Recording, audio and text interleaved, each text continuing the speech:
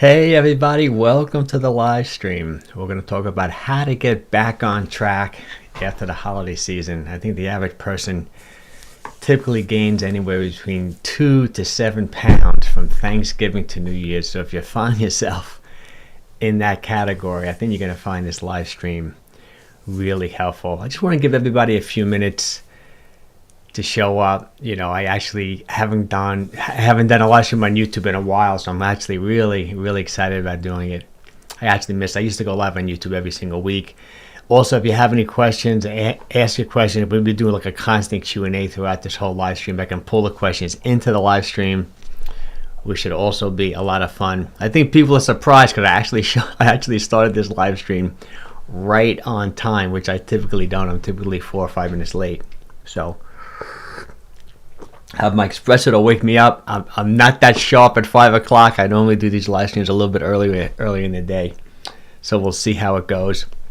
So let's go over exactly what we're going to talk about. We're going to talk about how to get back on track after the holiday season. I have about 6 or 7 different slides. I got some meal examples. We're going to go over how to clean your environment, which I think is a big part of getting back on track. We'll talk about how I want you to focus on nutrition after the holidays. We'll talk about a reset, like a 24-hour fast. I think is a great way to reset your whole metabolism and your whole body. We'll talk about that too. Somewhat aggressive, but I find it's a great way to start the post-holiday season. We'll talk about some techniques and strategies you can do to keep yourself motivated, which is always a big plus. Let me make sure that all the we have some. Hey Tiffany, thanks for showing up. Let me show you guys how this works. I can pull in the comments. Let me click Tiffany's comment, see if I can get that to come in. Maybe it's not coming up. Oh, that's kind of weird, Tiffany. Normally I can pull these right in. Let me see what's going on. You know what? I don't know if you guys can tell, I have Raynaud's disease and it's really cold here. See, my fingertips on my hands are really white. Sometimes with the mouse. Oh, that's weird. Why am I not getting the comments in there? Okay, sorry guys if I can't pull the comments in. I normally can. I guess that's one of the things with these, since I haven't done a live stream in a while, I'm using a little bit of soap. But I know Chris is here. Let me say hello to everybody. I know Tiffany, thanks for showing up, is here. Chris is here. Hey Chris. I'm glad. Chris is in my private coaching group, which is great. Patel, hey. Manisha, thanks for showing up. I know you commented earlier today on my community post, which was really fun. Do you see, hey, how you doing? This is great. A lot of my regulars that used to show up all the time are here. That's great. I don't know why I can't get this all the comments to pull in. I really wanted to pull the comments in. Let's see. Maybe that will help. Just give me 1 second. All right, there we go. Now I got him. Hey Chris, that's Chris. So see, I can pull the comments in. That's great.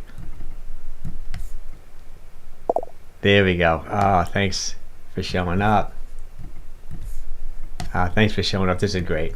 Okay, so now I guess I can do that, which is great. It used to happen automatically. Who knows? I guess. Well, I'm going to really try to start doing these live streams again on YouTube all the time. Maybe once a week. I kind of like this time actually works for me a little bit. Thursdays at 5 o'clock if it's good for everyone. We'll see how that goes. Let's go back to the topic, getting back on track. And I also think maybe taking some vitamin D is probably a good thing to do in the winter time. Good for those winter blues. Plus, you're not getting the sunlight you would normally do in the summer and spring and fall. Then we'll talk about, I think it's really important to stay properly hydrated, definitely in the wintertime with all the heat coming up.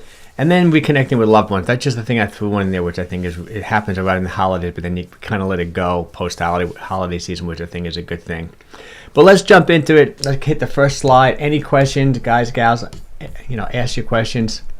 I think one of the easiest ways to get back on track, and now since we're January 9th, we're kind of like into it a little bit, is really just setting yourself up for success. And actually Chris saw this presentation because I did the same presentation for the private coaching group, which I do every Sunday.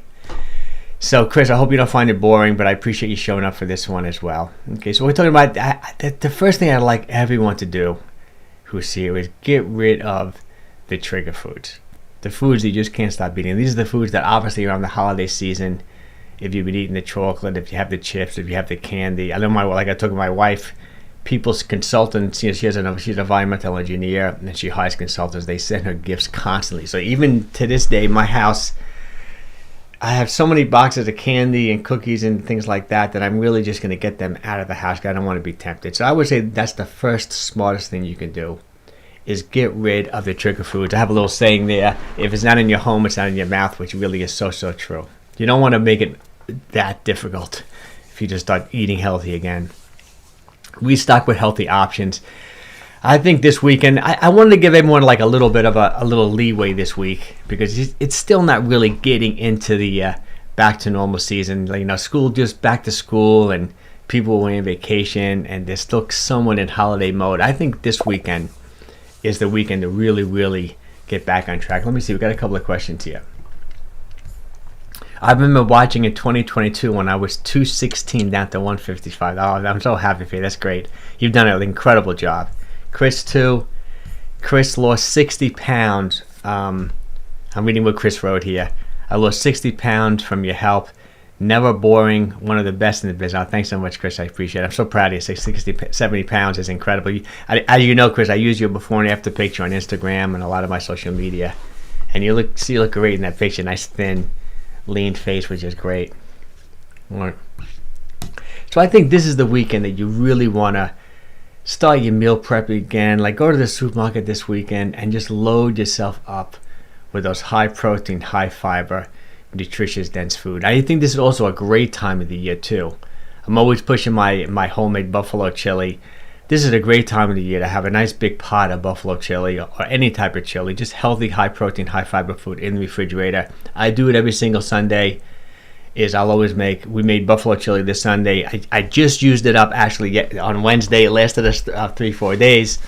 I think I'm going to make chicken soup. If you want any of my recipes, just DM me or just leave a comment. I'll send you my recipes. I have videos on the different recipes too. I love the buffalo chili. I like chicken soup. I love escarole and bean soup, minestrone soup. These are things, the whole idea is first, get the junk out of the house, which is pretty common sense. But so many people have a hard time doing it. You got to just, I think you should throw it out. You could bring it to the office, but why make everyone else around you overweight, right?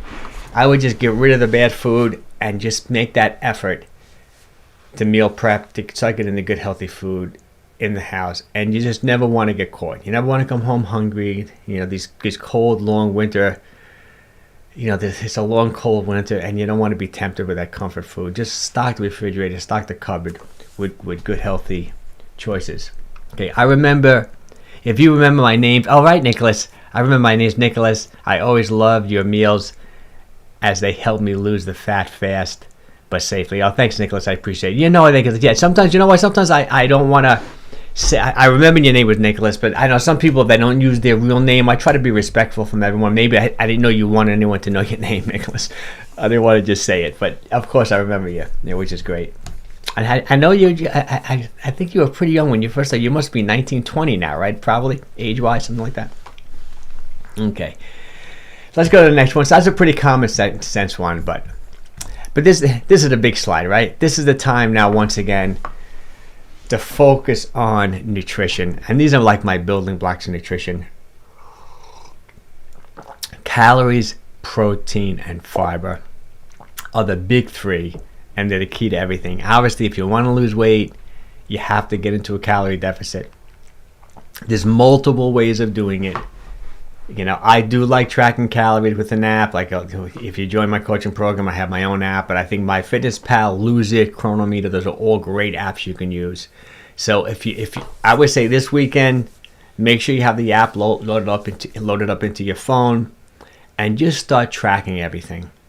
Yeah, you know, once you have the data, it's so easy to make adjustments. Plus, it's really motivating, and it's just so insightful to see how many calories are in all the food you're eating. If you want to throw in some of the bad stuff you've been eating for the holidays, like the cookies and cakes, and just, you'll be shocked on the amount of calories just in like 2 cookies or a piece of cheesecake. It's like, it's unreal. So I would definitely start tracking calories. That'll be a wonderful thing to do. If you don't want to track calories, I'll have some other strategies for you later on in this presentation, like time restricted eating, or maybe only eating 2 meals a day, or doing an OMAD, or you're going to see, I'm even going to recommend a 24-hour fast in one of the following slides, which is like a nice reset. But definitely get back on track with calories, because that's why all these other type of diet programs or like meal programs work, like the carnivore diet, in my opinion, the keto, the keto diet, because you're in a calorie deficit. You just want to be eating less, even low carb. One of the main reasons why low carb works so well is because you're just consuming less calories. You have to get into a calorie deficit to lose weight. So if you can start tracking your calories, it'll be so eye-opening. I really, really recommend it. Next thing is protein. Start prioritizing protein again. I'm going to give you some meal examples right after this. Start eating protein again with every single meal. It's the key to everything for multiple reasons. First of all, when you eat protein, you're going to burn up 25 to 30% of the protein just digesting and processing. It's called the thermic effect of protein.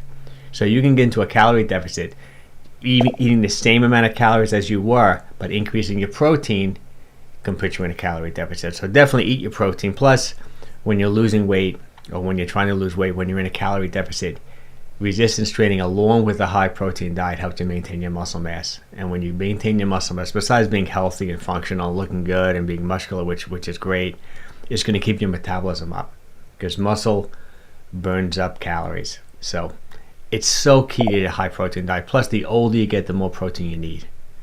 So I would really, my general formula is, I think is multiply your body weight by 0.7. So if you're a 200-pound guy, 200 multiplied by 0.7 is 140 grams of protein. You can even go higher. I think you can easily go 1 gram of protein per pound of body weight. That's kind of like a bodybuilding, physique enhancement type strategy, but you can easily do that. And another general rule is every 8 ounces of chicken, fish, or meat is roughly about 50 grams of protein. And plus, it's the complete protein, the protein you want, high in the leucine, high in those essential amino acids. The other, I always look at protein like the protein to calorie ratio. When I'm evaluating whether it's a good source of protein, you want the maximum amount of grams of protein while keeping calories down. Like the rock star would be something like a plain Greek yogurt. One serving of plain Greek yogurt, had one earlier today, 80 calories, 15, 16 grams of protein. It's almost low protein. I wouldn't want you eating the fatty cuts of meat, like fatty cold cuts, like pastrami, corned beef, salami, things like that. Maybe just a teeny bit, but you want low calories, high protein. So stop prioritizing protein. Eat your eggs, eat your lean meats, your chicken, fish, low fat cottage cheese, Greek yogurt. I like the protein powders. I think the protein bars at the Quest and No Cow are all good too. Start getting that protein in your body again. And then fiber is also key. If you stay within your calorie limits, eat a good amount of protein, and also eat a good amount of fiber. I say at least 20, 25 grams. I go way higher than that. It's going to guarantee yourself that you're eating healthy. You're eating your fruits, you're eating your vegetables, right? An avocado is 14, 15 grams of fiber, one avocado. That's why you win every single day, besides the potassium. It makes sure you're eating healthy, because you can lose weight eating junk food if you're in a calorie deficit. But then you're going to be nutrient deficient. You're going to be hungry. It's going to throw your hormones off. That hunger hormones are going to be elevated because you're spiking blood sugar. You're going back down. The whole idea is keep your calories in line. Eat a high protein diet along with an adequate amount of fiber. You won't be hungry in the calorie deficit if you eat my style of eating. Let me give you some meal example. I think Nicholas has another question. Now let's see what Nicholas said. No, that's it. No more questions. Hey, Alfredo. Hey, Alfredo, how you doing? Thanks for showing up. Hello, Mike. It's Alfredo. What can I add to eggs to make them less boring? Thanks. Yeah, really, there's so many different ways to do it. Like in an omelet, you can almost put anything you want in there. Right? I put vegetables in. I used to eat a lot of spinach. I'm not big on spinach as much as I used to be.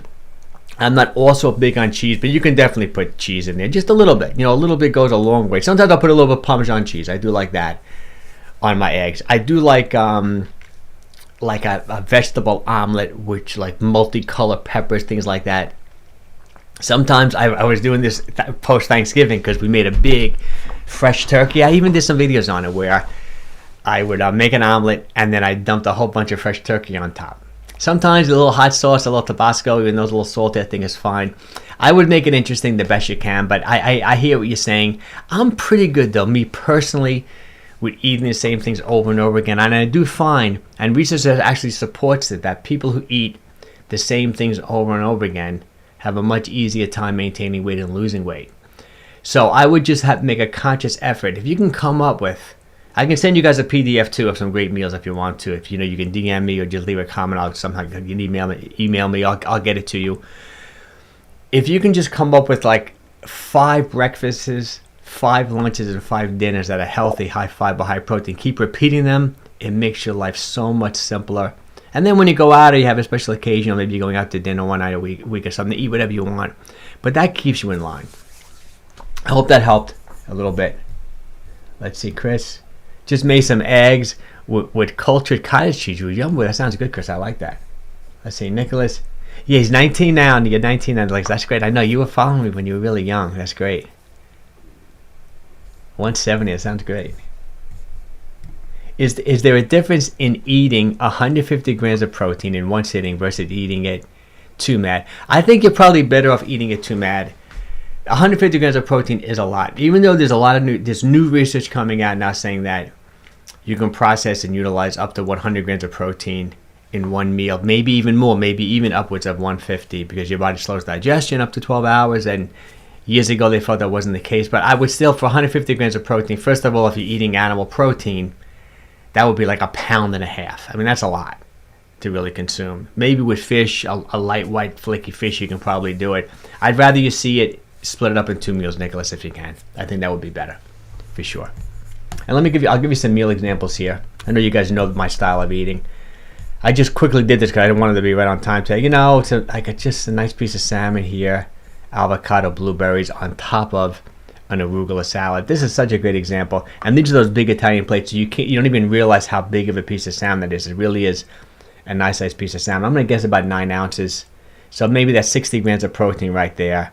The arugula is almost free calorie-wise. Plus it's high in nitrates, which convert to nitric oxide, which is so good for blood flow. I'm always pushing arugula all the time because as you get older, nitric oxide naturally goes down, and you want to eat foods that are high in nitrates that convert to nitric oxide, which is so good for you, right? That's why I'm always eating beets and having beet powders, it's a similar process. Just a handful of blueberries for more flavor, antioxidants, and I eat an avocado every single day. So there's probably 15, 16, 17 grams of fiber here. We're talking 65 grams of protein, a reasonable amount of calories, probably under 700 calories, maybe 800 calories. For someone like myself, that's a perfect meal. If you're one of the gals that are a little petiter, half an avocado, maybe instead of 9 ounces of salmon, maybe you go with 7 ounces of salmon. You get 45, 50 grams of protein. That's like a perfect meal example. Let me pull a couple of other boards. This is just something that I should have mentioned it earlier. This is what I mean by not getting caught. We made this a lot. We made this multiple times. My wife's known for this. This is how I call her famous seafood salad. It's incredible. It's just shrimp and calamari and the octopus. It's so good and it's so healthy, loaded with protein, moderate in calories. I know this is somewhat expensive. I mean, we do it. I spend all my money on food. It seems like healthy eating. But if you keep big bowls of things like this in the refrigerator, like a seafood salad, a buffalo chili, like I'm talking about, a chicken soup. If you keep, I do shrimp cocktail constantly. I keep a shrimp cocktail. You never get caught. You know what I mean? The worst thing you can do is come into your house hungry after working hard or just whatever. The kids, you're hungry. You got your trigger foods. There's a bag of potato chips and some cookies. You know what you're going to do. You're going to throw a cookie in your mouth in 3 seconds. First, take those foods, like I'm talking. Me, I can't keep potato chips in the house. I'm going to eat the whole bag of chips. I had some chips around the holiday season. They're gone. Get rid of the trigger foods and start filling the house with things like this. You're going to love it. Let me see. I think we got some other comments too here. On the topic of salmon and omega-3s, what do you think about supplements? I think cod liver oil is a good supplement. I used to do it too. I think it's fine.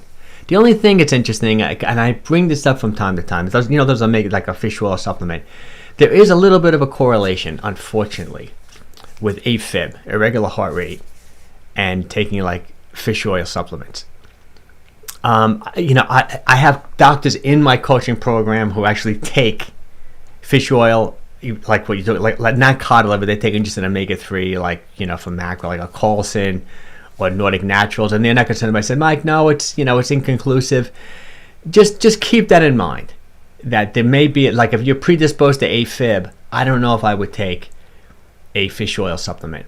I would definitely keep on eating like how I eat, oily fish that are high in omega-3s. Like I eat salmon and sardines regularly, maybe too much even. I eat them almost every single day. I like ground flaxseed. I eat walnuts. I eat pasture-raised eggs, which have a better fat profile, which are high in omega-3s. But I would be a little bit just cautious of it. Maybe mention it to your doctor, see what they say. You know, Peter T, I always quote him, and Andrew Huberman, my two favorite guys with their podcast. Peter T, I heard him talk about it. I said, yes, there might be some type of a correlation, but it's I discuss it individually with each of my patients to see if the risk reward, does it make sense. You know, but I do love a diet high in omega-3s, because omega-3s are those essential fatty acids that you have to get through your diet. Your body can't make them. Similar to essential amino acids, those non-essential amino acids, those are proteins you have to get from your diet. Your body can't make them. I love the food. Oh, thanks so much. Let's see. Hey, John. Hey, thanks for the super chat. My first super chat for 2025. I appreciate it, John. Let's see what he says. From John Stone. Thanks so much, John. Okay. What do you recommend for protein shakes? Every protein powder I have ends up being gross. Also, what fruits or ingredients would you add to the smoothie? Okay. My favorite one, first of all, my favorite type of protein is probably, I would say my first choice would be a whey protein isolate. And what I mean by whey protein isolate is that it's a whey comes from dairy, right? And it's isolate, meaning that everything is stripped out of it. So it's not a concentrate. So a concentrate would be a less expensive whey protein, but it will have fat and carbohydrates in it. So it'll be a little higher in calories. That protein to calorie ratio won't be as good. Plus, some people are lactose intolerant. I'm lactose intolerant. I can't drink a glass of milk, but I can have a whey protein isolate because everything's stripped out of it. Plus, whey protein isolate, I would call it the rock star of protein powders because it's highest in those branched chain amino acids, which are great for putting on muscle and maintaining muscle. Really high in leucine. That's the most important one. Literally, you can take in 120 calories of a whey protein isolate. So just think no fat, no carbs, or very, very extremely low. You can get 25 grams of protein for only 120 calories. And you'll get 2,800 to 3,000 milligrams of leucine, which is so important. So that would be my first choice. My second choice, let me give you a brand I like, is Garden of Life. And it is flavored. There's vanilla, there's chocolate. It's sometimes it's a personal preference, the sweetness of it. I don't find them to be overly sweet. No, it's a combination of monk fruit and stevia. Sometimes they combine the two. There are some sugar alcohols in it. I think it tastes great. The other reason why I like that brand, Garden of Life, I wish I had a container here. I would show it to you. It's grass-fed, grass-finished cows, and it comes from Ireland. It says True Dairy on it. That's like a trademark. It's a green square with a cow on it. Ireland is probably the only place in the world where they can truly grass feed their, like pasture raised, just like the cows live outside 24/7 all year long. The other place is kind of maybe like New Zealand, so maybe it's, certain parts of California. Sometimes it's misleading because they have to give the cows grass pellets, and Ireland is the best source of dairy in general. So I would go with, that's why I like Garden of Life. It clicks off all the bases. If you don't want, the sweetness, there's a brand, I don't have it off the top of my head, but I buy it occasionally, which is a plain whey protein isolate, but it's not going to taste good. If you're concerned about taste, John, I wouldn't, unless you get the plain, and then like you're saying, you want to know like what fruit, and you mix it with flavor. Like if you threw a handful of blueberries, strawberries I like too, but strawberries, you taste the pits. Blackberries, you taste the pits. I think blueberries are probably the best. I wouldn't want you to take the protein shake and turn it into a smoothie, because I find when people do that, the calories get out of control. To me, a smoothie is people add yogurt, they add a whole bunch of fruit, they may put chia seeds in it. All of a sudden, you take that 120 calories with 25 grams of protein, and you're drinking a 600-calorie drink. So I'd like you to find. I would try it, but it's not cheap, that brand. It's about $36 to $40 for that big container. You get like 15 servings out of it. I think you'll be happy with it. I wish I can give you a sample before you spend your money. Sometimes at Whole Foods sells it. They're on sale all the time, but I would get it online on Amazon or something. I would go with that. My second choice would be like an egg white protein, a nice amino acid profile. It doesn't taste as good though, egg white. Now is a brand I buy all the time. I don't mind it, I'm just so, I started doing protein shakes when I was like 16 when they tasted horrible, like drinking chalk. I've been doing it my whole life. The taste doesn't affect me, but I hear what you're saying. So I would say whey protein isolate, egg white protein number 2, and you can go with the plant protein. I probably wouldn't go with just a pea or hemp seed, which are complete proteins, but they're limiting amino acid. They just barely make it as a complete protein. But Garden of Life does have a plant-based protein I really like, where they combined the different plants, like they use beans and things too, which keeps the leucine high. So if you want, John, if you comment under this video, and I'll send you links to the Amazon, the exact ones I want, like an Amazon link, and you can look at them. I'll show you the whey protein isolate, and I'll show you their plant protein from Garden of Life. I think you're going to like both of them. They both taste good. I think you'll be happy with them both. But I would avoid, like, collagen protein. I think it's fine for skin, hair, and nails, high in glycine, but it's missing tryptophan, so it's not a complete protein. It's missing that one essential amino acid, so you want a complete protein, now for sure. You can do collagen, that's just for, as a side note for, skin, hair, nails, joints, things like that. But I would go with a whey protein or an egg white or like a plant protein that has all the essential aminos. Hope that was helpful. Hey, Chris. Hey, thanks again. Chris is always giving me super chats whenever I went live. Thank you for going live. This was nice. Pick me up for the week. I always learn from you all. Thanks so much, Chris. I really appreciate it. I miss going live on YouTube. Maybe once I start going live on YouTube, if I did it at the same time, I'll start getting a lot of people showing up again. Okay, this is Alfredo. Let's see what Alfredo's got. And I love answering the questions too. What's your opinion on creatine? I take 5 grams a day on weight training days. Thanks again. Yeah, Alfredo, I think creatine is great. I think it's one of the best supplements that almost anyone can take, especially when you're older. Without going too deep into the science, I explain the mechanism in which it works. Like, all muscle contraction is fueled by ATP, androgen triphosphate. And you actually store ATP directly in the muscle cell, directly in the muscle. So literally the first 5, 6, 7 seconds of muscle contraction, say you're lifting something really heavy, you're going to use up that stored ATP. The second energy system is like the creatine phosphate system. What happens is, when you use up ATP, you're left with ADP, androgen diphosphate. I know this is a little sciencey, 2 phosphate molecules. You pick up a creatine phosphate to make ATP, and that gives you like energy for the next 30, 40, it overlapping a little bit seconds. So taking creatine will definitely make you stronger. And then, like for example, if you can do like 20 push-ups, you take 5 grams of creatine within 2 weeks. Once you load the muscle with creatine, you'll probably be able to do 22 push-ups. Did I say 10, 20? You'll be 10% stronger, and then you get the training effect, and your muscle will actually really get hypertrophy. You're going to get bigger and stronger. It's funny, my son's a big runner. I talk about him all the time. His coach, his track coach, my son broke records, incredible mid-distance runner. His coach said to him, he said, Max, if you took creatine, don't think you're necessarily going to run faster, but you'll be able to maintain your top speed for longer.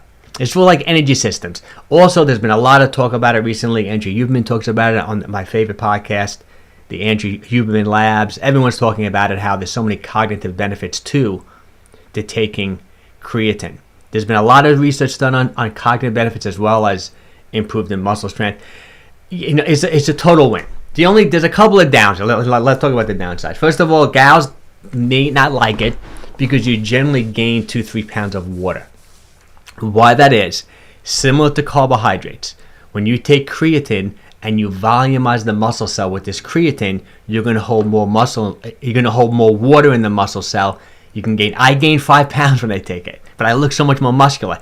It's not like you feel bloated or anything. Your muscle cells just get plumper and you look more muscular, plus you're going to be stronger from it.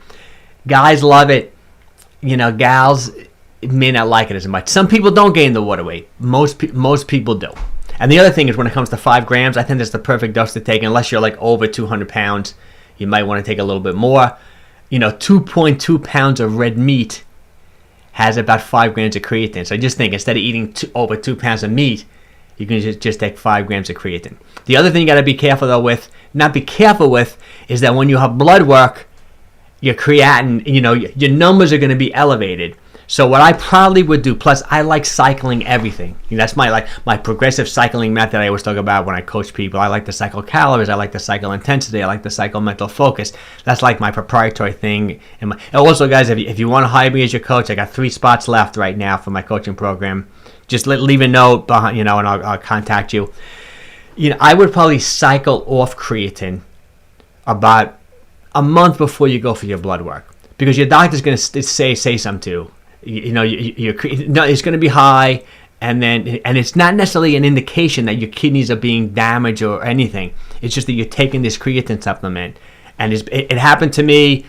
Just recently happened to one of my coaching clients that I was coaching. So you might want to just stop it. Also, people have taken. There's been so much studies on it. People have been taking it for years with no issues, but your body does make creatine on its own. So I look at it like this. Anytime your body's making something and then you're taking it as a supplement, it's probably a good idea to cycle off and just make sure your body's still making. You know what I mean? It's almost like you're making it too easy for your body not to make it. So I would probably cycle off. 6 months on, a month off. Go off at a month before for your blood work, because your doctor's going to definitely say something to you. I hope that's my long-winded answer, John. I hope I didn't bore you with that. No, Alfredo. But I think it's a great thing to take. I think it's great. I haven't taken it in a while. I bought it recently, and I would it's another thing I should say. I would go with that Crepure, Creapure. I think that's how you spell it. Creap. I bet Chris will know. It's the one from Germany. Most of the studies were done on the one from Germany. It's like the highest quality of creatine monohydrate, but it's that Crepure. Just like I was talking about the trademark for the True Dairy from Ireland. When you look at supplements, there are a lot of supplements that are trademarked, meaning that like certain labs, certain places make them, and they're generally higher quality. I would only take the Creapure, Creapure.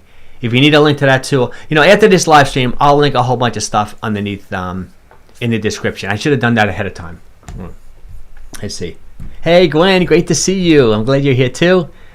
I need a blender to mix my protein powder. I try stirring in a coffee, and coffee is kind of tough. Because you really need to mix it up. If you're doing, what you're gonna if you're doing the collagen, that dissipates really well in a hot cup of coffee. That's the nice thing about collagen, is that it just it dissolves instantly. But like I said, you're missing the tryptophan. But it's still great for skin, hair, and nails. I still think it's a good thing to take the collagen too. Hey, thanks for showing up. This is great.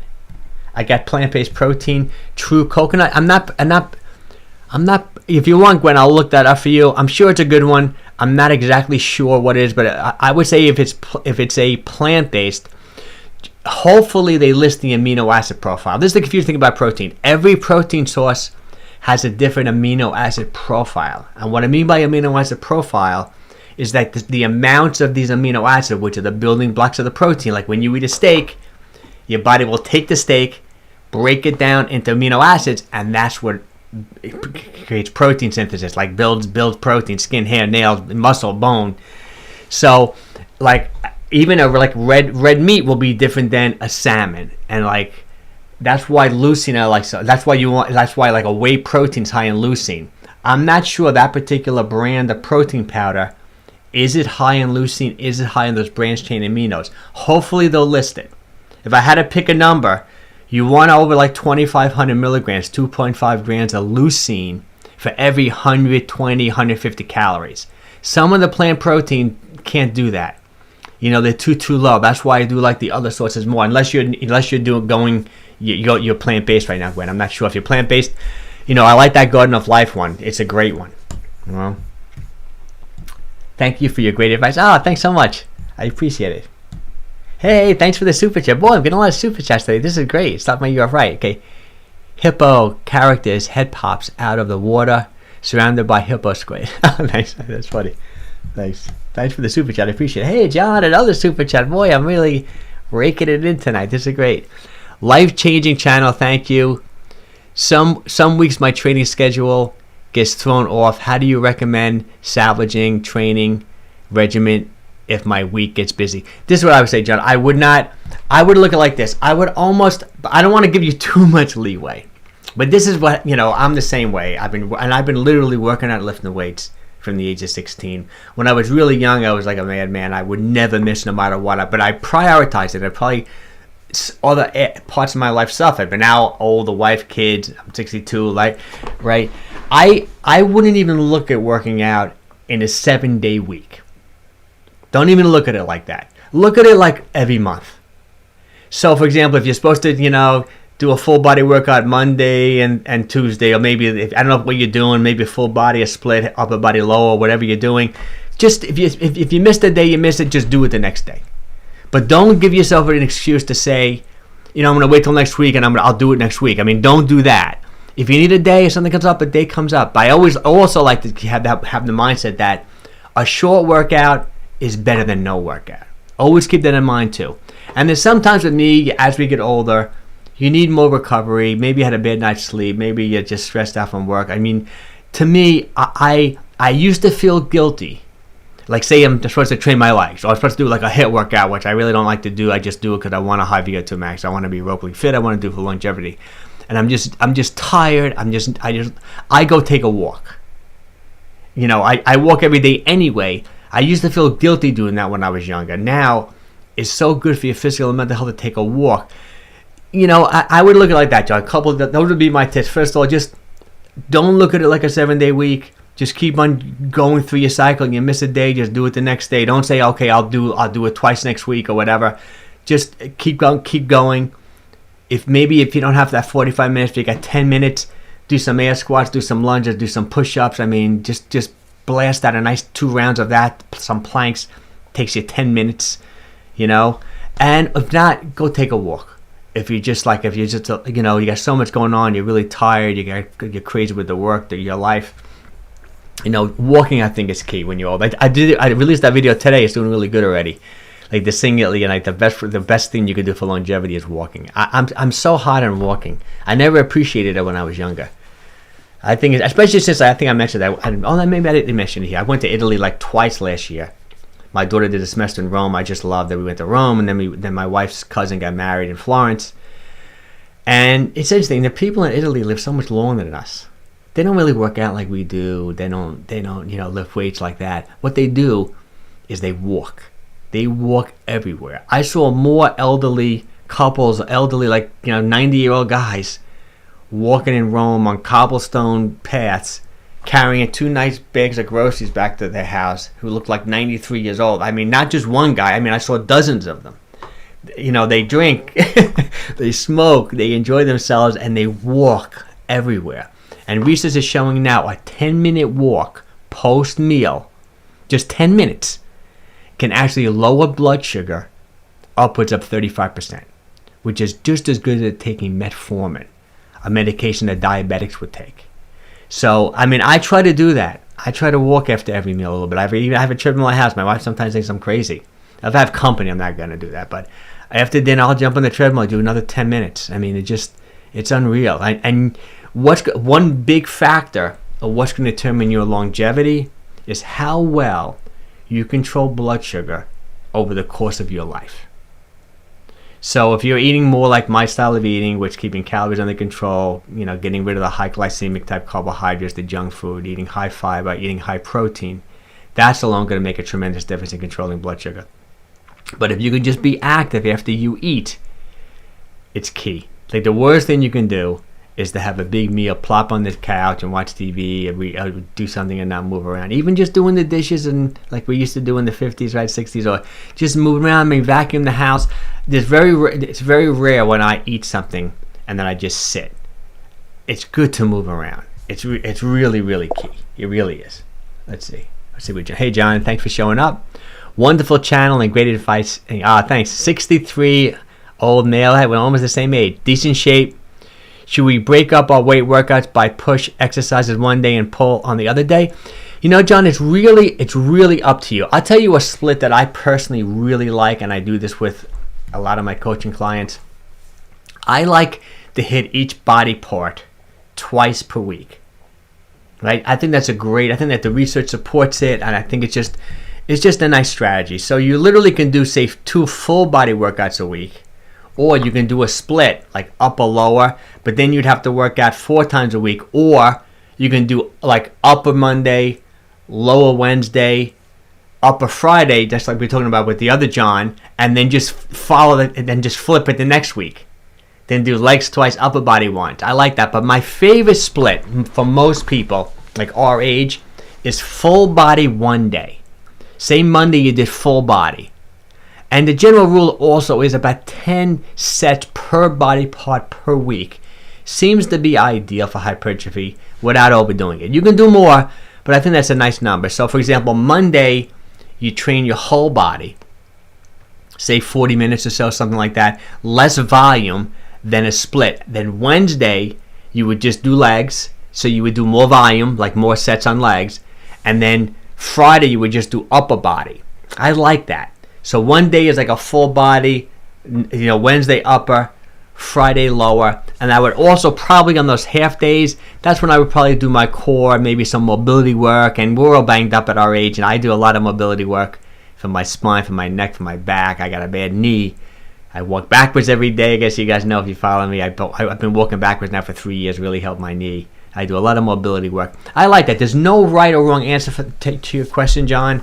It really depends how much time you have, kind of what you like to do. But I do like that concept of hitting each body part twice per week, and then about 10 sets total per body part per week. Those are two good rules to go by. I know a lot of the young people, even my buddy that I used to work out with, they went to these like one body a day workout, one body part per day. I'm not a fan of that. Because, I think you're going to want to overtraining your shoulder, like hurting your shoulders. Because, like, when you train your chest, you're doing a lot of shoulder. When you're training your back, you're doing a lot of shoulder. When you're training your shoulders, you're doing a lot of shoulder, obviously. Like, I wouldn't do, like, chest on Monday, back on Tuesday, shoulders on Wednesday, legs on Thursday, or maybe, like, quads on Thursday, hamstrings on Friday. I don't like that. Even though it's popular now, I think at our age, you need those recovery days in between. Plus, you want to do your cardio and you want to do your VO2 max training, So I hope that was helpful. Thanks, John. That was good. Cool. All right, let me give you some other meals. So I think I got a few others in here. Let's see. Let me close this one out. What have we got here? I guess that's kind of similar a little bit. I just did some, like I'm saying, I always keep shrimp cocktail in the refrigerator. Almost 90% of the time, little shrimp cocktail. I always keep an avocado in the house. I always keep blueberries. These are my staples. So that's just another example of that. Let me see, what's this? It's just, hey, I guess you can't get any simpler than this. I love whitefish. This is like a nice big piece of fluke with some broccoli. I mean, obviously, maybe a little boring, but unfortunately, guys, this is how you have to eat. I shouldn't even say unfortunately. This is how you really should eat 75% of the time. This is that cheap, inexpensive sandwich steak. It's like $5 a pound. I love it. I tenderize it, though. I did some videos on it. I'll marinate it with olive oil and some lemon juice and things like that. Once again, my blueberries and my avocado, and I had a little piece of leftover salmon from the night before. I mostly show my lunches because at dinner it's dark in my house, and my wife doesn't want me like stopping and constantly filming stuff all the time. So there are some meal examples, but this is also just to stay with the theme of this presentation. What I think also is a good thing to do. Let's say you've been off track, since Thanksgiving, you've been overeating, and all it takes for me, like this recently happened, like I went to Miami for this business conference for like coaches, like to help me grow my coaching business, and my wife and daughter actually met me, but hung out, had a little vacation. I love Miami. It's so much fun there, but that Cuban food, that traditional like rice and beans and plantains, I did OMAD the whole time I was there.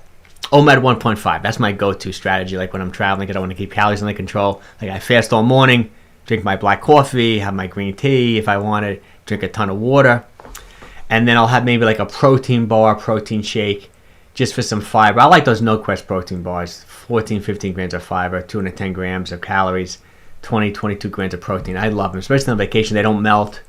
I like the cookie one. I like just the chocolate one. So I generally like walked for like 45 minutes, because I generally don't lift weights when I go away. I like to just take a break, and then I'll have a protein bar, and then I'll have just one big meal, an OMAD meal every night. But I did have like rice and beans and sweet plantains, that chicken steak, and I generally don't eat like rice and beans, all those carbohydrates like that. And all it took was me being away for like 3 days of doing that, and I started craving the sugary carbs again. I started craving the rice and the sweet plantains. So I did this, and I recommend you do this too. I know it's a little aggressive, but if you really feel like you've been off track since Thanksgiving and you're just like, you're hungry again, you're craving sugar, you can't stop with the cookies and things like that, consider doing a 24-hour fast. I had 3 of my coaching clients did it this week. One guy just did it yesterday. He did great. 2 other people did it on Monday, because I recommend they do it just to clean the slate. First of all, it builds psychological strength. You know that, you can go 24 hours without eating. So next time you go to a restaurant and everyone else is starving, oh my God, I'm starving. They grab for the bread. Hey, I can fast for 24 hours. I don't have to eat if I don't want to. I'm eating because I want to eat, right? So it builds great psychological strength. Plus, just one day of fasting for 24 hours, it kind of resets your body, in my opinion. You lose your sugar craving.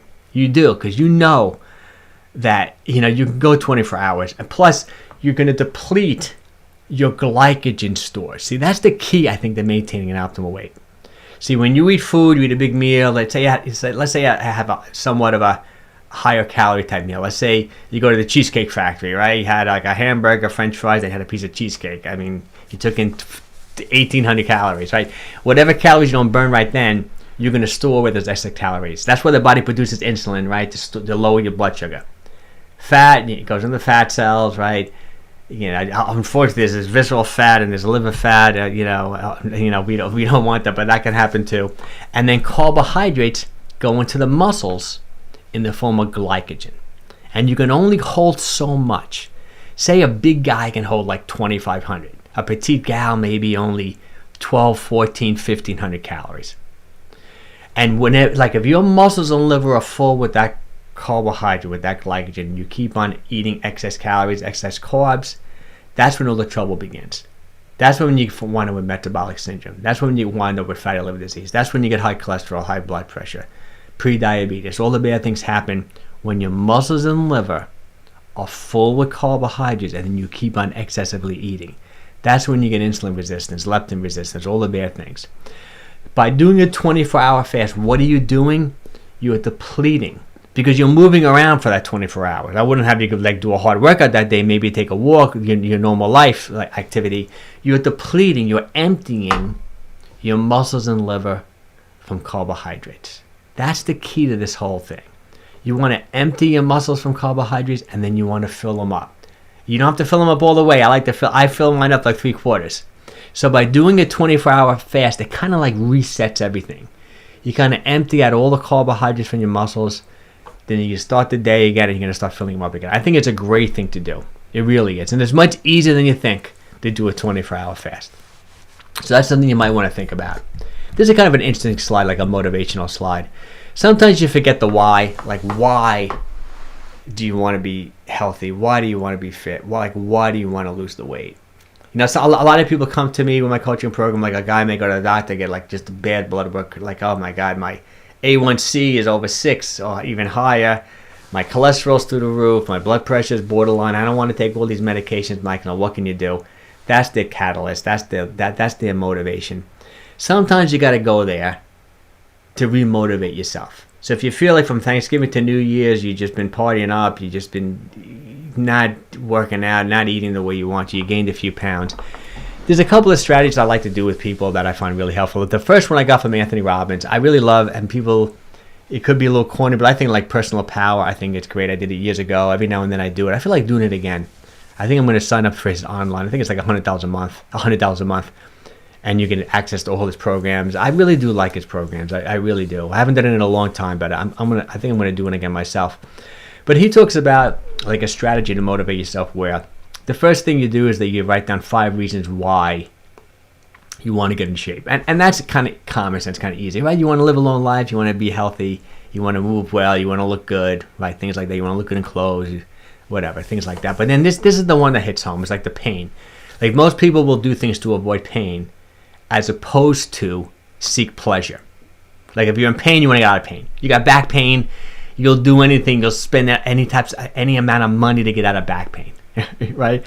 As opposed to just wanting to do something. Right? So he says, write down 5 things, or 5 how your life, 5 ways how your life will be 10 years from now if you don't achieve your fitness goals right now. And this can really hit home. For example, For me, it would be like if I didn't maintain an optimal weight 5 years from now or 10 years from now, I'd have no business. I'd lose my whole business. Who's going to listen to a trainer who's overweight, right? If like how would you feel 10 years from now if you couldn't play with your grandkids because you're so out of shape you can't bend down and pick a baby up off the floor? You know what I mean? Whatever it might be, write down like 5 or even 10 reasons why it's so important for you to make these changes now. Because if you look at your life 10 years from now, where are you going to be?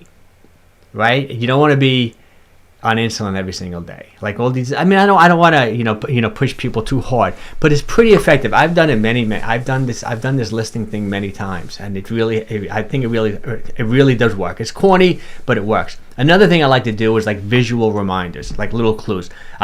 This is really effective for a lot of people. I've actually done it with potato chips. I don't want to talk about it, but I revealed this last time, but it's kind of corny. But since potato chips are a trigger food, my son always loved potato chips, and we always keep them in the house. And if they're in the house, I'm going to eat them. So I would actually put a sticker on the potato chips saying, "Am I really hungry?" Like I would put just one of those stick 'em notes on the bag of the chips. Am I hungry? And I would go to the chips, and I'm looking at the stick, and I say, "I'm not even hungry. I don't want those chips." So I do recommend to some people doing this. This is a strategy. I've heard other people talk about this too. If you keep on going back to the refrigerator all night, or if you go to the cupboard all night, if you take stickums and you put them on the refrigerator, you put one that says, "Am I hungry?" That's the one that worked for me. Another one is, "Am I tired?" A lot of people just eat because they're tired. They think they're going to take in calories, they're going to have more energy. Meanwhile, they're just tired. You know what I mean? Maybe they should go meditate for 10 minutes or whatever it might be. Just realizing that you're tired and that you're not hungry. Am I angry? Some people are just angry eaters, right? They're just mad. And even it could be subconscious. Some people are anxious. Some people are nervous eaters. I'm more of a, I guess I'm maybe a little bit more of a nervous eater sometimes too. But the main one that worked for me is, "Am I hungry?" But you can put all 4 on the refrigerator, or you can put all 4. This, I think, it definitely is an issue if you have people in your home or where you're living.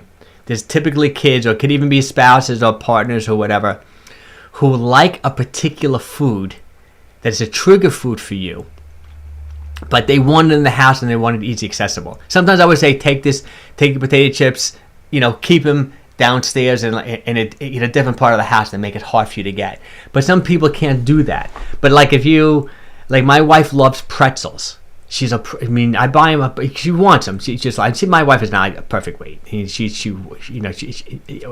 Weight loss is not really an issue for her. She got some other things. Weight loss is not an issue for her. But she loves these pretzels, and it doesn't bother me, the pretzels. I'm not a pretzel eater.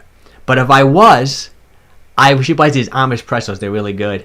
I would put a sticker on those pretzels, like one of these stickers that remind me. But try this. I know these things are kind of corny, but you'd be surprised. Like you make your 5 reasons. It takes you 10 minutes. You can even keep that on a note, right? And then these stickums I find are really effective, particularly if you have other people in the house who have certain foods that you keep on going to, like Oreo cookies, because your son or your daughter loves Oreo cookies, so you always buy them for them. And you seem to be an Oreo cookie. One cookie's like 50, 60 calories.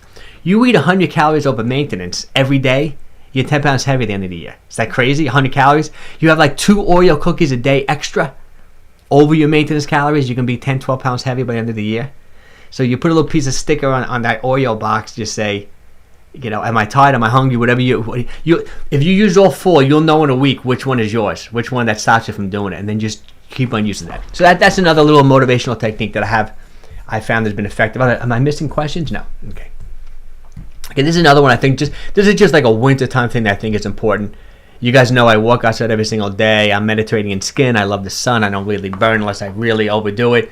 So I find that my vitamin D levels are really good. But in the I'm trying to get my head thing right. There you go. But in the wintertime, I will take vitamin D. It seems essentially. I just listened to an interview with Dr. Stephen Gundry. He's the Plant Paradox guy, and he was asked, "What does he think is the singular most important thing people can do for their health?" And I was surprised. He said, "Oh, increase their vitamin D levels." He said it's just epidemic that people's vitamin D levels are too low. The best way to get vitamin D is the sunlight. You absorb the sunlight, it creates vitamin D within your body. But most people, it's hard to get it through your diet. You can get a little bit through your diet, but being outside is key. So he thinks the correlation between cancer and just autoimmune and all these different things are so related to low vitamin D levels. So I would probably consider taking anywhere between 1,000 to 10,000 international units of vitamin D a day. I like Thorne, Thorne. That's a good brand.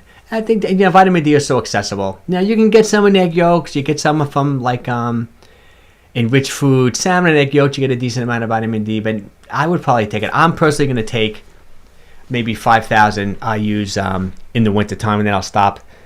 Once I know the sun is a little bit stronger, maybe in the spring. I think it's a good move to do it. Also good for your circadian rhythm, all the things like that too. Let's see, John. No, I think we got that one. Thanks, John. Kind words. I love seeing that. Oh, yeah, we got a couple more. Okay, I think Gwen has a question. Hey, Gwen. Hey, we have parties here all the time, so there is always food around, like nachos and pizza and stuff. Everything is much trigger for you. Everything's a trigger for me. I know, Gwen. I know it's hard. I mean, you're talking about your home or maybe at work. You have all this stuff around. It's one of my coaching clients. She's shown me pictures of it. I couldn't believe it. She works in this great office, but they have these candy rooms with like bowls of M&Ms and like Starbursts and pretzels and potato chips every single day. And it's funny, she said to me, she said, Mike, the only thing that has stopped me from eating that candy is that because I have daily accountability. Like if you work with me, like one-on-one, if you hire me as your coach, every day I look at the app and I want to see what you've eaten the day before.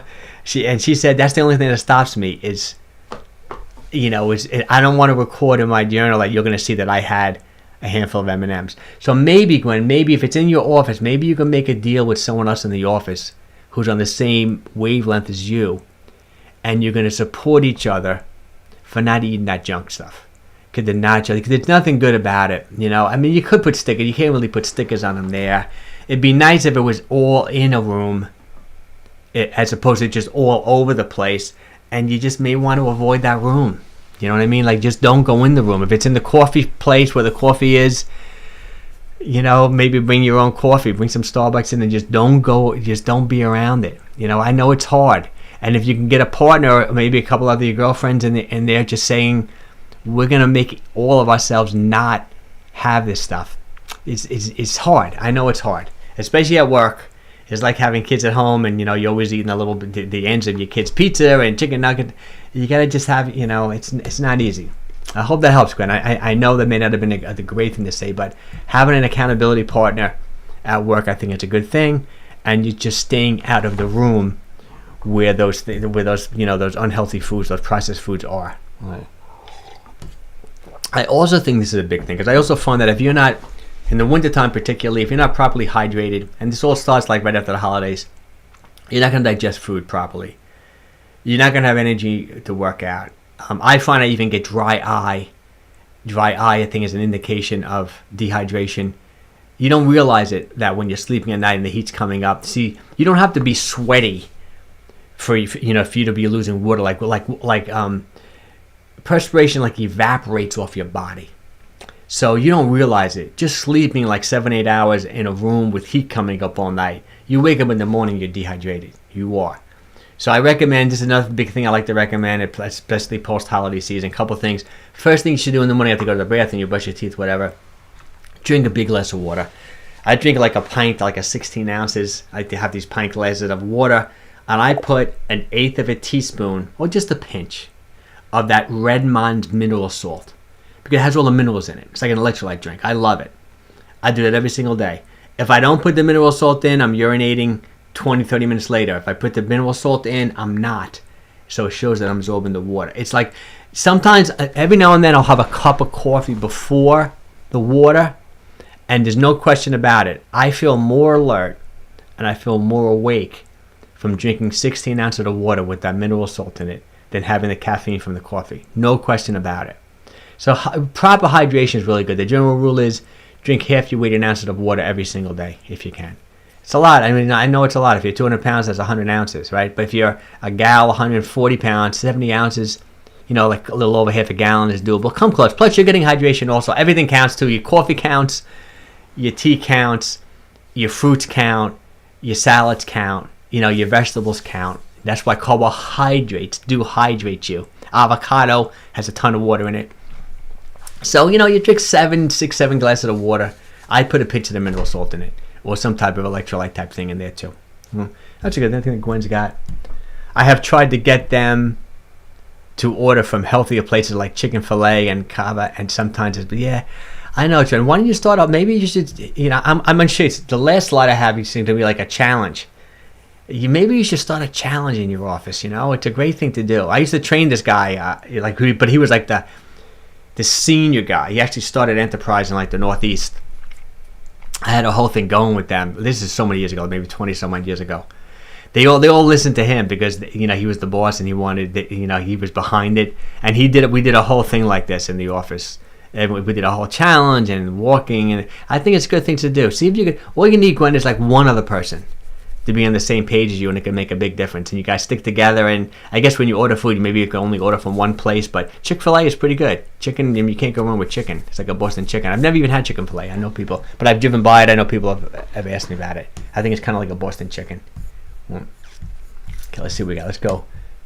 Okay, this is, I don't know. I guess this is not necessarily when it comes to losing weight, everything, but I think the happier you are, the better you're going to eat, the better you're going to take care of yourself. And this is a big thing. I just wanted to do a quick slide on this, saying that, if you're alone during the holidays, obviously it could be stressful. It could be like a sad thing because you've lost people that you're not around anymore. I mean, my grandfather, things like that. My grandparents were alive when I was younger, so I do miss them. And there were losses, but overall, I think the holiday season is a great thing. I really do love it. Even with this family stress situations, there's always something going on. But one of the things about the holidays that I always do, and I always do this like Christmas Day, or sometimes I'll do it New Year's Day. I kind of split it up. I will literally text almost everyone I know. Definitely every family, anyone I've close, even people I'm not even, that I may not have seen in 3-4 years. And I really love it. And it always every time I always look forward to Christmas morning because that's when I do it, or like New Year's Day, because I say, I'm gonna do my texts, and people love it. Like people say to me, Mike, I get that text from you every year. I love getting your text every year. It's almost like sending it, because we don't really send Christmas cards anymore, and it's so expensive to send Christmas cards that we only do it with immediate family. But I've been doing this so far because it's only been a week or so, but I think this is a great practice, that pretend like it's the holidays all year round to some degree. If you just like one day a week, maybe a Saturday or whatever you had, reached out to one person that you haven't spoken to in a while and just like get a conversation going, it's going to be so good for your mental health. That's the other thing. Back to Italy. That's another thing I find that these people in Italy, there's so many people in Italy are just just hanging out, drinking espresso cappuccino in the morning, in the afternoon. Like, it's funny, like you go to a coffee shop in New York and everyone's working. They're not even like relaxing, talking to each other. Everyone's on the computer, everyone's like just texting something, you know what I mean? Like no one's just like relaxing and talking. You go to Italy, they're all just talking, hanging out, drinking some espresso, having, group of guys just chatting it up. It's just, I don't know. I think that maybe the quality of life is better, but I'm going to personally make it an effort to like at least once a week. If you can do it every day, it would be amazing, but at least once a week, I'm going to call a college friend or my college roommate, my best buddy. I barely see him. He's in Arizona. He was in California. I'm going to go, we've been playing phone tag a little bit. I did text him. He texted me back because he knows I always do that. But I'd love to speak at least once a week or do a FaceTime or, with someone once a week. I think it would be a great thing. My mother did this with her like high school best friend on Saturdays for like 30 years. Like every Saturday, 10 o'clock, she would call her and they talked for like 2 hours. I remember as a kid, I was hearing her talking to her friend, because her friend moved she's from the Bronx, she moved to Florida. It really is a good thing to do. It really is. So that's just another, something I just want to talk about, which I think is a great thing to do for a holiday thing. And here's my challenge, but let's see, I think John's got a question here. Shall we assume keeping as close to Mediterranean? John, this is how I would, because people always ask me, like, how do you define your diet? I like to consider my diet a combination of Mediterranean with paleo, because I do like that paleo-ish type thing. So if I had to describe it like that, but if you look at my meals, everything is, first of all, I see paleo is more protein than Mediterranean. That's why I like to say paleo. And Mediterranean, I think, is great. All the research, I love the Mediterranean diet too. And I'm a little bit more pescatarian. I lean much more for seafood. Plus, I think it's easier to hit your protein requirements. Like when you looked at that piece of fluke I had there, that was like over a pound, 100 grams of protein. Like, whereas it's hard to eat like a 16-ounce steak. You could, but I think it's hard. So I would say paleo Mediterranean combination. You know, animal protein. I would go lean. I am concerned about saturated fat. I don't think you should eat like brisket and pastrami and corned beef and processed meats. But, you know, I would just go lean cuts of meat. Every now and then you could have a ribeye or a porterhouse or something, but mostly lean cuts of red meat, oily fish, chicken, salmon, mackerel, things like that. I love, you know, as much. I wouldn't be worried about the fat there. All other type of fish, shellfish I love, the shrimp, the clams, the things like that. Chicken, of course. Even chicken thighs. I mean, I would pork, buffalo, bison, wild meats. That would be the cornerstone. Eggs, Greek yogurt, cottage cheese, low-fat cottage cheese. I just would eat those type of things with all meals. Vegetables, ton of vegetables. I know the carnivore guys would get on my case. You don't eat vegetables. They're anti-nutrients. I think we were designed to eat vegetables. We've progressed over the decade, over the evolution to. That we can get good nutrition out of vegetables. I do believe that. I think it's a good thing to eat vegetables and some fruits. I mean, I wouldn't be chowing down on bowls of fruit for snacks and things like that. You know, just some berries, some berries every day, some low sugar fruits. I love nuts and seeds and things like that too. The things I would keep an eye on. Obviously, we all know the junk food, cookies, cakes, processed food, high fructose corn syrup, the cereals, and you don't want to eat that. You know, a little sourdough bread, I think is fine, especially if it's like 3-4 ingredient. Every now and then I get that Arthur Avenue bread. It's just 3 ingredients, the wheat, the starter, you know what I mean? Simple, basic grains like that, I think it's okay. I do believe in resistant starches. Like I talk about this all the time. Like if you like rice, if you like potatoes are high in potassium and decent in fiber. I eat sweet potatoes, but if I'm going to have like rice or sushi or something along the lines of that, I might refrigerate it the day before and turn it more into a resistant starch, so resistant digestion. It feeds the good bacteria in your stomach. You know, you could do that. I just wouldn't make it a cornerstone like pasta. Now and then, pasta to me is better than bread because there is sometimes some egg and some protein in pasta, and if it's al dente, the like glycemic index is a little bit lower. But I know myself too. Like I recently had my wife was making this bolognese sauce. Actually, my daughter's not relatively new boyfriend. I think they've been dating 6 months now. He's from Italy. He's an Italian kid, and he's a great cook. He made us this bolognese sauce that was incredible over the holidays. He stayed with us for a little bit. He's a nice young man, and I had pasta like a little bit more often than I typically would, but I started getting I get those sugar cravings from pasta, and the nutrient density is so for the calorie. You know, now and then I think it's okay. And that is Mediterranean, you know, a little bit of pasta. I would do it al dente if you can too. I hope that helps, John. I hope that helps a little bit. Okay, let's talk about this. I would love everyone to do this. I did a post like this on Instagram. I'm not sure if I did it with a video or not. And this is a recent picture of me, I think right after the end of the summer. I guess I'm getting older. I don't know. But I feel pretty good. So and it did really well. People like this post. This is like a challenge. I would love everyone, if you're here, if you made now with the end of this live stream, if you made it this far, even if you I would love you just to commit to this, at least till the end of January, and see how it is. First of all, I'm doing dry January. I haven't had a drink. Not that I was a big drinker anyway, but I do love a glass of wine now and then. I mean, Saturday night I'll have a glass of wine. I'll have some, like that Arthur Avenue bread. I'll have some, some great cheese, some hard cheeses, like some Reggie Parmesan, some Parmesan cheese. I love that. That would be my typical Saturday night thing. But I haven't done that. I'm going dry January. The Surgeon General just came out with a recent report just saying how really, truly bad alcohol is for you, even in moderation. It really probably isn't good. So I'm really going to reduce the amount of drinking that I drink going forward. I'm going to do dry January. Then I'm just going to occasionally have a glass of wine now and then. But plus, the opportunity cost of alcohol goes right to the liver, just like fructose, to be processed because the toxin the body wants to get rid of it. So you stop burning any other calories. So if you can maybe, especially since the holiday season, you're probably drinking more than you typically would. This is a good time, at least till the end of January now, to eliminate the alcohol. I would also love you guys and gals to commit to 60 minutes of walking every single day. You can split that up into 5 walks, 6 10-minute walks. Try to do 60 minutes of walking every day. I mean, the research is just overwhelming. I did another post today. I think I posted it on Instagram. No, I put it in my community section in YouTube. I'm going to start doing that almost every day now. Like write an article or just like, put something in there, or maybe every other day. There's so much benefit to walking. It's the singular best thing you can do for your physical and mental health. So I'd love you to somehow get a walking practice going. 60 minutes every single day. Multiple walks, probably better than one long walk. Once again, like John was saying, I love you guys that lift weight 3 days per week.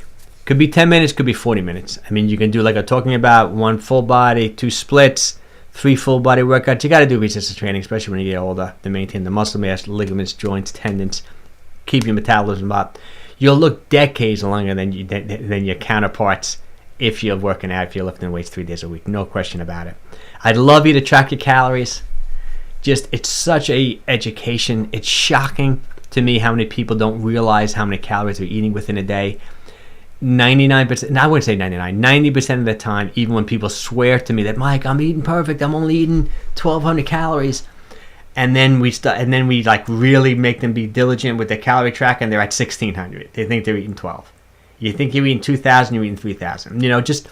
It's an eye opener. And nowadays with the technology, eventually it's going to be, I think it's going to be here real soon, where you can just take a picture of your meal, and it's going to be really accurately tell you how many calories, protein, fats, and carbs. We're not there yet, but with this AI stuff, I've used what they have now, and it's not that accurate, but it's going to be really accurate really soon. Within the next year or two, I think it's going to be like you just take a picture. So all my coaching clients, they can just take a picture, and I'll know exactly what they're doing as opposed to entering it. Well, but with the apps nowadays, you can save your favorite meals. You can save everything. It's a little challenging that first week, but once everything's in there, it's bop, bop, bop. It's 1, 2, 3. I've been doing it for years on and off. It's a great thing to do. The other thing is, eat that protein with every meal. Start thinking about that, guys. I mean, it's key. Just prioritize protein. Whenever you're eating, first think about the protein first, and then think about everything else. I would do that. Sleep, too, is critical. I love you guys to really prioritize your sleep. If you're sleep deprived, you're insulin resistant the next day. You're going to be tired. When people are tired, they overeat. When you're insulin resistant, you can't control blood sugar. Whenever I only sleep like 2-3 hours, I almost fast the whole day the next day, because I know I won't be able to control blood sugar, even though I'm incredibly insulin sensitive, because I've been doing this stuff for decades now. If I only sleep 2 hours tonight and I wake up the next day, I'm insulin resistant, which is kind of crazy. I mean, my hormones, my body's so out of whack that I can't control blood sugar well. So I want a fasting. I'll do like an 18-hour fast. I'll break my fast, and I'll take a walk. I'll do things like that. Okay, do you think OMAD is a good diet? I love the OMAD. I personally do OMAD every Sunday for a low-calorie day. I think it's really just a great low-calorie strategy. The only negative thing about OMAD standing for 1 meal a day, if you guys and gals don't know, is that sometimes it's hard to take in enough nutrition. Like it's hard to take in enough protein. If you're a 200-pound guy and you need like 150, 160 grams of protein, it's really hard to do that in one meal. I like OMAD 1.5 like I do on vacation, maybe one small meal high in protein, then OMAD. I love OMAD intermittently. I would say almost, not everyone, but most of the people I coach, especially when the weight loss starts slowing down, I find like throwing in a couple of OMAD days in per week, 1.5s is great. Like low calorie days. And then my main rule is, I call it my 2-day rule.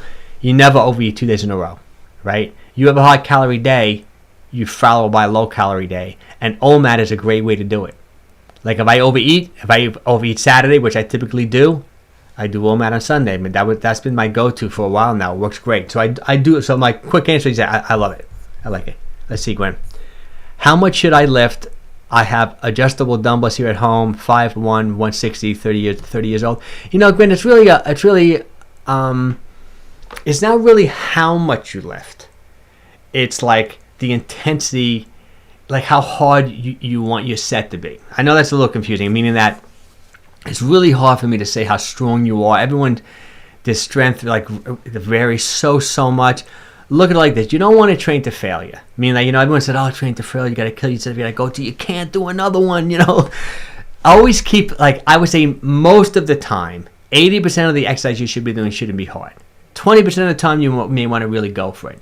So always keep 2 or 3, they say RIR, reps in reserve.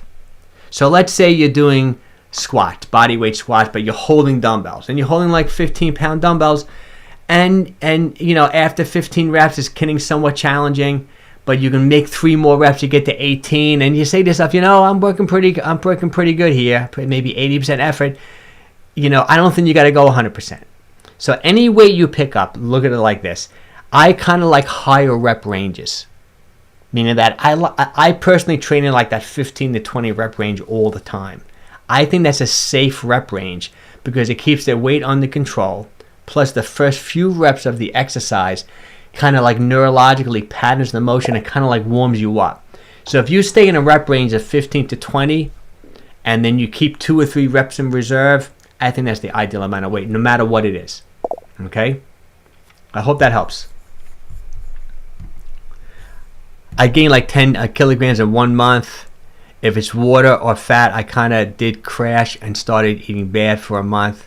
I kind of lost myself, but I'm 14. Do you think I should? Oh, 14, you're so young. 14. See, I'm always a little cautious. I know Nicholas was here earlier. He started around when he was like with me, I think around 16, but I always made him check with his parents and talk to his pediatrician. Ara, I tell you the same thing. Talk to your parents if you want to lose some weight. Talk to your pediatrician. Talk to your doctor. In your case, I think in 1 month, I don't think you gained 10 kilograms is like 22 pounds in the U.S. I'd be shocked if you truly gained 22 pounds of body fat. I bet you're just eating more salty, processed foods and you're holding some water weight and things like that. But I would talk to your parents. I would talk to your doctor, your pediatrician about just a healthy meal plan. I want you eating fruits and vegetables and protein and calcium when you're 14 and playing sports and having fun and doing things like that. And I wouldn't be overly concerned about like your calories or restricting things that you want to eat. But I said, I don't think you gained, I don't think that's all body fat if you gained all that weight in 1 month. But now's the time to, you know, you get back on track. Hopefully you're playing sports and you're enjoying your life and all that. Mm-hmm. Hey, Alexandra, nice to see you here. How you doing?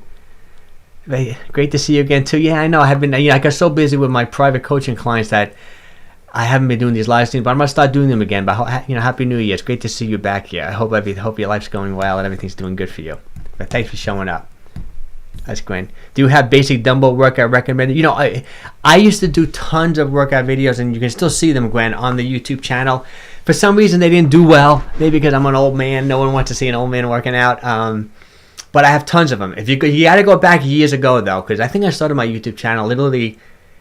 Even though I'm only got like 50,000 subs, but I think I did start in 2009. And initially, I used to film a lot of workout videos. You can literally watch them all, but there's so many good ones now, Gwen, out there. There's great ones. If you want, you know, leave a comment underneath this, and I'll recommend. You know, there's a woman that I think is great. That a client that I'm coaching, instead of her following in my app, I have all the videos of all, and I give people these great routines. But she loved this one girl, and I like her too. And she wanted to stick with her workouts. So I went through her whole channel, and I picked a whole bunch of workouts from her that I like. If you want, I'll recommend you those videos. Just leave a comment so I don't forget underneath this. Mm-hmm. And okay, now the other thing I like you guys do, if you're not up to like, obviously the 24-hour fast, that's somewhat extreme. See if you can start fasting 14 hours a day. I think that's a good number. I think a 14-hour fast, so like you stop eating like 7 o'clock and then you don't eat until 10 o'clock the next day. It's so doable. And there's a lot of research on a 14-hour fast. I think it's great. I love a 14-hour fast. It's a type of like time-restricted eating that you can truly do every single day with no issues. Because you're giving yourself, that 10-hour eating window where you can take in good nutrition. You know, it's not like, you know, you're not just grazing all day. I love a 14-hour fast. Okay. If possible, keep a regular schedule for our lives. Yeah, you know, I really would like to do that, Alex. And I think I'm going to. This kind of works for me this Thursday at 5. I'm a little tired though later in the day because I started I'm up at 5 in the morning. But this might be a good time. I would love to do Saturdays, but I'm still busy at the gym on Saturdays. You know, Alexandra, if you can too, try to leave a comment too underneath this. Let me know a time that might work for you and someone else. But I'm thinking a time like this, like 4 or 5 o'clock.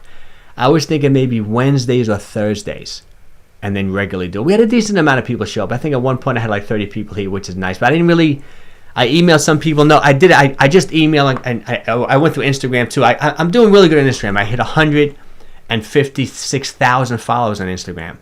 So I have a pretty good following now on Instagram, and I just text a few people, but I think I can start getting like 50, 100 people in here, which would be great. I would love that, but I'll do that, Alexander. I'm gonna have to try to get a regular time going. Do you think one meal a day is bad? Yes, I do, Arrow. I wouldn't want you doing Nomad. You see, when you're still growing, I'll give you a good example. I have twins, my two kids, but they're grown now. Grown like early 20s. And, I've been talking about this stuff for 15 years, the fasting, the time-restricted eating, the OMAD, and I would not let either of my kids do any of it. No fasting. I know some people who are into fasting let their kids fast. I wouldn't. You're still growing. 14, the two most important things I think when you're a teenager like that is protein and calcium. You're gonna create your bone strength in your teens now. So you need to eat a high calcium diet. You need to eat, a lot of, dairy and yogurt. I even think ice cream is fine. Broccoli. You want a good amount of calcium. And then you want to eat a high protein diet because you're growing. I wouldn't do OMAD. You won't be able to get all your vitamins, minerals, and nutrients in. Talk to your parents about it. Talk to your pediatrician about it. I'd want you to just a typical well-balanced diet. High protein, high fiber, fruits, vegetables, protein, chicken, fish, meat, eggs, cottage cheese, yogurt, all this type of stuff I'm talking about, and even some other more funner things for you to eat. But I wouldn't overdo it. You start playing sports, you start wanting. I love track. Both my kids ran track. Like I said, my son was an incredible runner. I think that's the best sport for young people to do. It's a safe sport. The kids who run track are nice kids. They support you. It's like a great community. Everyone wants you're always competing against yourself. You want to do your own personal best. Plus, you burn a lot of calories running. It's good for your physical and mental health. I love it. I think track is like my favorite sport. If you're in the UK, maybe soccer's great too. My kids played soccer too. I think they're both great.